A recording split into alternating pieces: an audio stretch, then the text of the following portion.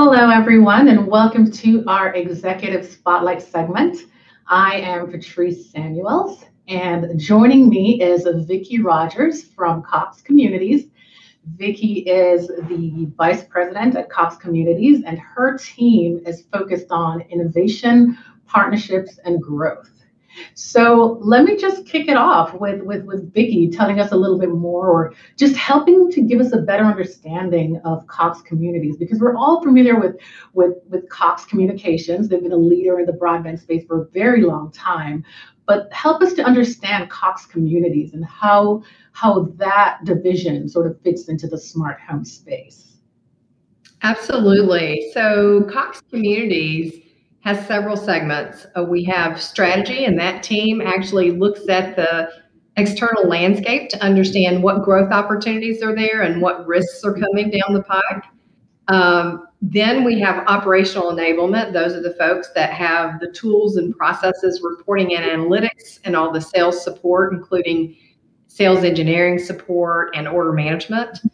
And then we have the third segment, which is our sales organization, so sales execution. And that includes a national team that does new build, that works with our key builders, both on the SFU, which is single family unit, or multifamily space. We also are putting together a national accounts team and a national accounts program so that we can co-create solutions with our customers and really proactively educate and have our customers sit at the table from a steering committee perspective. And then we have the field sales organizations out in each of our regions. And so what our team does is we work closely with builders, developers, owners, and consultants. And we leverage consumer research to understand how we support them in really driving rents and occupancy through technology. And so we have our own product roadmap for the builder and multifamily space. And we've really launched some innovative products that have really been a synergistic win between owners, consumers, and COX. So we're really excited about this team. We're certainly one of the growth engines for the residential space, and we're excited about our future. Great. So it sounds like then a major part of what you do is being sort of a consultant to those two industries that you mentioned, the builders and the property managers, being a consultant and letting them know how technology can really benefit them, benefit their organization, and sort of drive growth. And that was very interesting to me. As you can tell, it stood out for me because one of the things that we became acutely aware of when we just started looking into the smart home space was that people just didn't understand. I mean, people want the benefits of technologies. They know they need help. They know they're not operating at the highest level of efficiency that they can operate at, but they just don't understand which technologies can help them. And even if they're aware of smart home technologies, they don't know exactly, how to get those up and running, what products will help them to do different things. So I'm really excited about having companies who are serving this role as an advisor to these groups in the space that will really help to, just help to push the smart home market forward and drive appeal of the products among these different groups. So great. All right. So absolutely. I was going to say, just to dovetail of what you said, I mean, this is a complex space and it's moving very rapidly. And so to have someone be able to work with you to understand what's current state, what's future state, and what's the best path to get there is really important. Exactly. All right, so let's talk a little bit more about the smart home market in general. Now, we heard Jennifer's presentation earlier where she talks about just how the market is evolving, and certainly what we know is that it has been growing. I mean, we're seeing now where at least 34% of broadband households are reporting that they own at least one of the smart home devices that we cover, and this is up from only 17% in 2016. So we are seeing that there's growth there happening consistently. So do you have any thoughts on, just what are the key drivers that are helping to enable or facilitate this growth? I think more and more people are just getting more comfortable with digital automation and what that means. And, I think it's just becoming more of our core day to day. I was just thinking about, 10 or 15 years ago, how we would do certain things versus how we do it now, right? And so I think adoption from that perspective is people are just more comfortable. I think, secondly, if you think about the demographics out there, the millennials, we keep thinking of the millennials as the younger set, but the millennials now are up to age 39 and they're doing a lot of household formation. A lot of that segment got married later on, having children a little bit later. But now, they're starting to be a bigger portion of new build homes purchasing. They're getting out of their parents' basement and starting their own households. And so the millennials have more of a propensity to want smart home features and automation. And we've done a lot of joint research with some of our larger customers. And what we found is when people are choosing where they're going to live from an apartment choice perspective, all things being equal, smart home automation really drives up rents and occupancy. So that millennial segment is willing to pay a pretty substantial increase in rent to have a fully automated home that they don't have to worry about themselves, that they're not having to buy all the piece parts or do the do-it-yourself kind of version. Yeah, I'm certainly hearing a lot of information around that too, and seeing some data, just comparing how important some of the traditional amenities, such as, covered parking and, having that common area with a gym or pool. And we're seeing where smart home automation is really stacking up against some of the traditionally high ranking amenities such as covered parking, and has probably now, outweighed or surpassed things like pools and gyms and stuff like that, having those in an apartment. So we're certainly seeing it from our point of view, from the data, that this is something that's growing in importance. So that's a good segue for us to kind of hone in on the MDU space and that market, really, as we just talked about, and how important it is for the growth of the smart home market in general. Because, I'm trying to get some context, because we know that it's going to play an important role, but just how important is it necessary to get us across that chasm that we consistently talk about? Is it just going to add sort of negligible growth in the space? I'm just trying to get you to help me to put it in context about just how much this space can help drive the smart home market forward, or just how important this space is going to be for smart home products. Well, I think, first of all, if you think about households globally, multifamily represents about 34% of all passings in the U.S. So it's a substantial chunk of our consumers out there. Historically, if you think about it, if you were just renting, your likelihood of really buying all these devices, thermostat, et cetera, locks, you're not going to do that in an apartment. And so part of probably what was the holdback is, if you're renting versus owning, you may not want to buy all those devices and put them in, or you may not be allowed to by your landlord. However, I think where you're going to see this sort of flip is with the new IoT technology and cloud-based solutions. Really, a lot of the processes or things that you can do with smart home solutions benefit both the landlord and the resident. And so with the new technology out there, where the resident can be in control when they're in their home, but when they move out of the apartment, the property manager can take control back.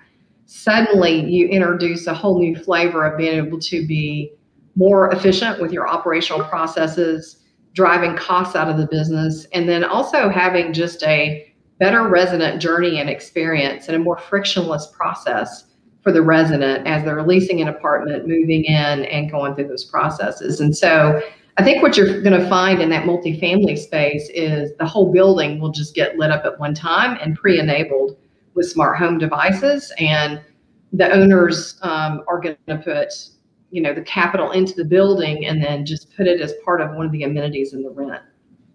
Yeah, so what I'm getting from you is that it's going to be an important space, considering it makes up 34% of MDUs in general, make up 34% of residences in the US, but more importantly will be those MDU rentals, because that is where smart home product manufacturers can really drive a whole bunch of drive sales at scale, really, because they get to sell, they're Absolutely. lighting up the whole property with these products. So it's a much easier sale than if you're to try to sell individual homeowners a one-off product. So that makes that market important.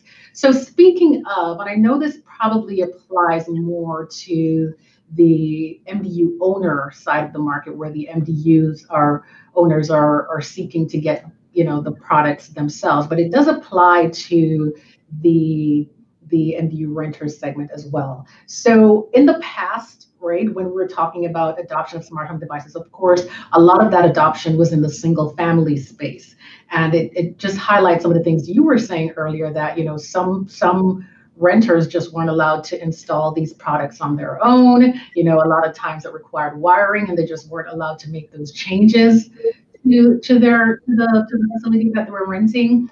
And just things like that just often prohibited these customers from MDU renters from purchasing the products, right? So I know that a lot of device manufacturers now are looking into this market for reasons that you mentioned, that not only to sell to the property managers directly, but also just getting more out of the MDU space in general to help drive product sales. But I mean, do you think that they have done the work to have these products evolve in ways that can better fit this market segment? Is there less wiring requirements now, or things like that, which will make the products more appropriate or suitable for MDU owners who want to purchase these products themselves, or MDU renters who want to purchase these products themselves and not go through a property manager? Well, I think what you'll see is folks like us, right, like Cox Communities, stepping in and assessing the building, depending on the building setup, understand from the owner what they're trying to accomplish and what their priorities are, and helping put together the connectivity solutions, because there's many different routes of how you can connect IoT solutions. You need to have an always on data solution for it to work effectively. And so what is that network solution? What are the array of devices that you want, and what's most important to you? I mean, you look at leak detection, thermostat control, digital door locks. There's a lot of variety of how you could set it up and what's going to be most important, and understanding your return on investment.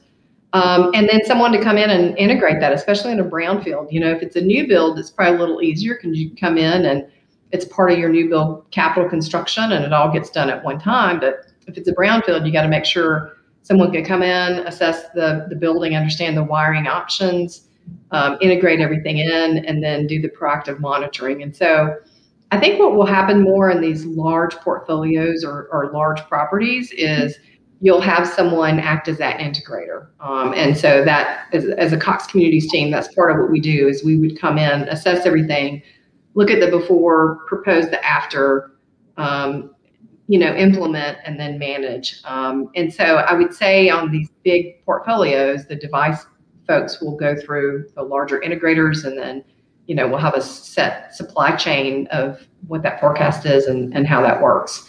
And so I think it's just an indirect sales model versus a direct to consumer model in a lot of that area.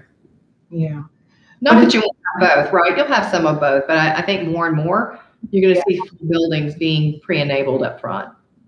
Pre-enabled to accommodate. So if I rent an apartment and I want a smart thermostat, these thermostats, the buildings are going to be designed to easily accommodate residents who want to install a smart thermostat on their own, regardless of whether or not that property is providing smart thermostats to its residents. Well, I think, as a renter, if sustainability is important to me and,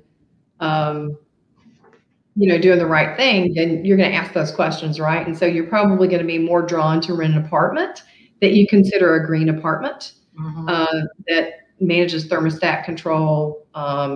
There's other things that you can monitor for that would be important to you. But yeah, I'm more likely to rent that. And so I think the key drivers will be the finance, which is a lot of times what the key driver is, right? That you're going to have a better net operating income in an apartment that has a smart thermostat, because the people coming in to rent it are going to want to know that they can, turn it down or up when they're not there, and not waste electricity or other things. But yeah.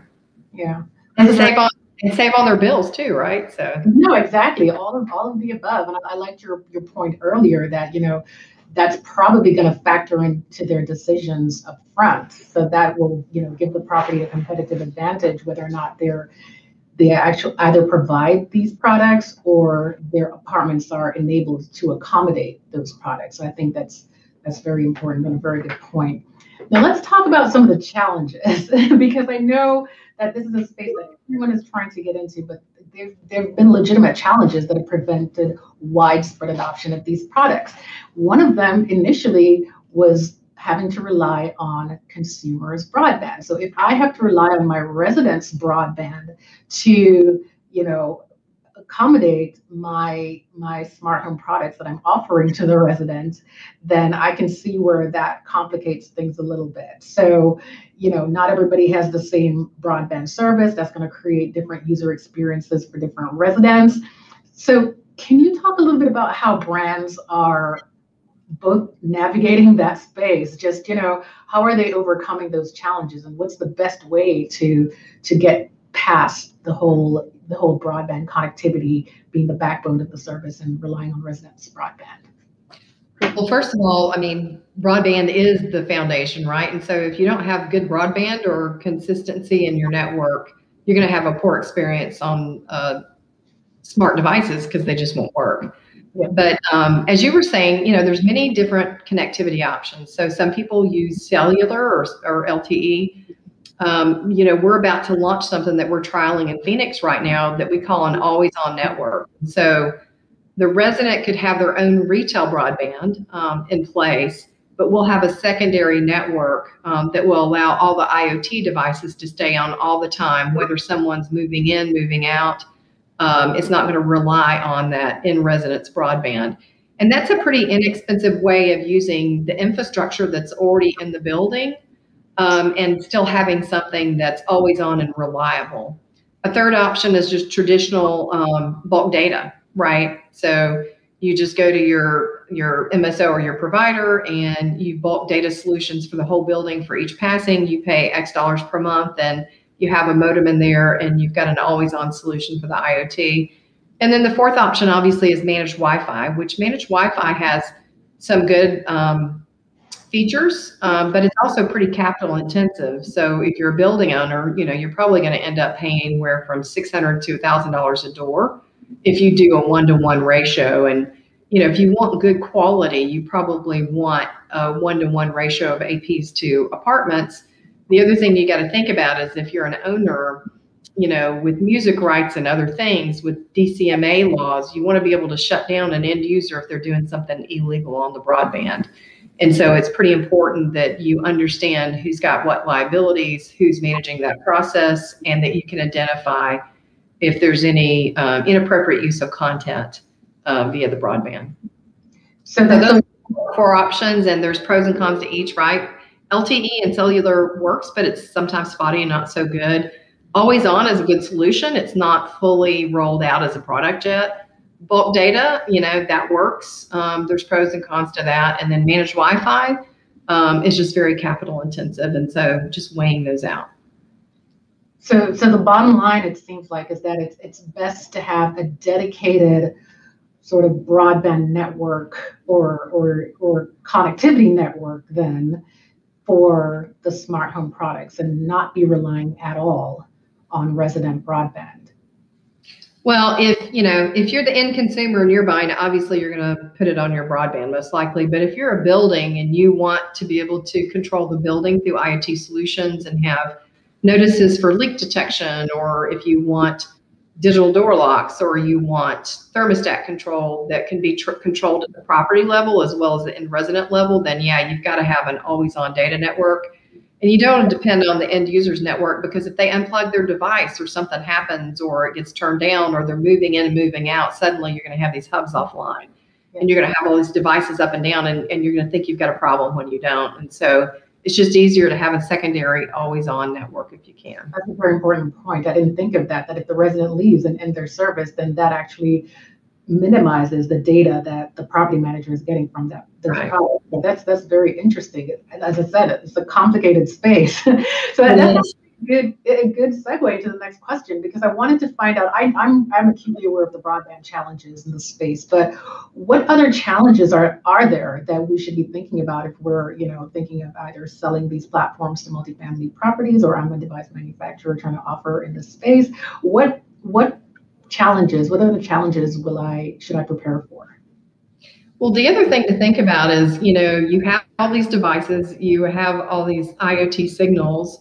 You typically would have a hub, right? And then you've got the broadband. If you're getting broadband from one organization and you're doing the IoT deployment or the smart devices deployment with someone else, then who's proactively monitoring and telling you where the issues are, right? So if you have a device issue, or if you see something that looks like it's offline or down, is that a broadband issue? Is it a fiber cut? Is the broadband down? Or is it a performance issue? Or is it the device? And then who's the go-between on that, right? And so that's the reason we feel like it's better to integrate it and have one solution that can be proactively monitored. So you can tell if it's a network connection issue, if you've got a device failure, if you've got a low battery, what are the things that are causing the alarms, and that someone's proactively managing that for you. So as a property, it's not wearing you out, right? Like, oh my gosh, this isn't working. Why is it not working? Is it the broadband? Is it the device? Is it the signal? Is it the way we've got them set up, right?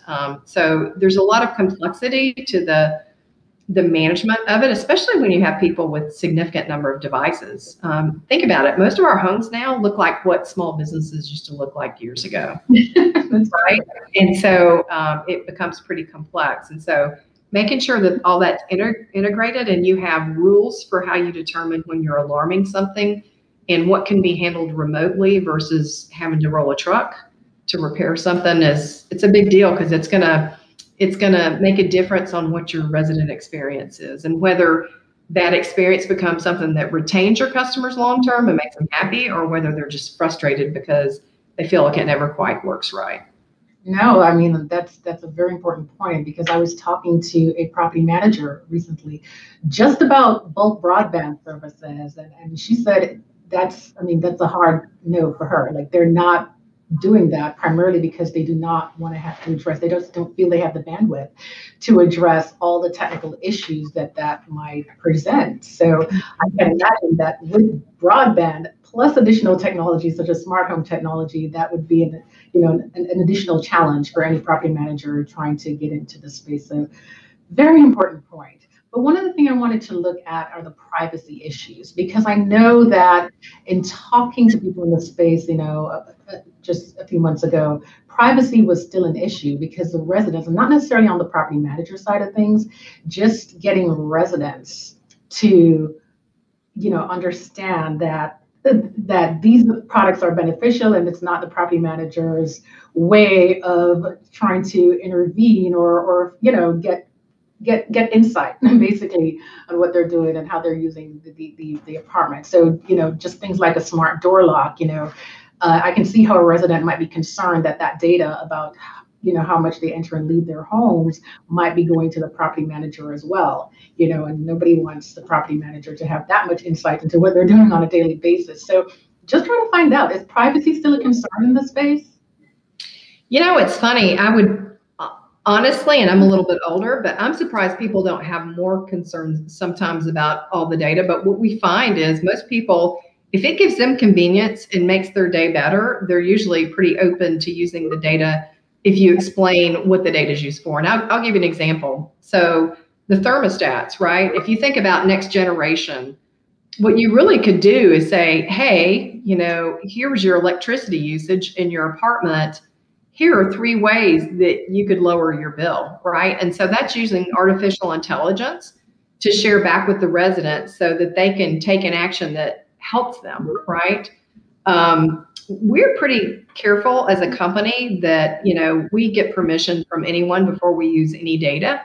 And obviously, any of that data usage would be not usually at the individual level. It's usually more of a thing of being able to do certain things that would help that end user. And so we're pretty careful about that overall. The other thing you got to think about though with smart home is just security, right? There's a lot of hackers out there. I mean, you just saw what happened to Colonial Pipeline, right?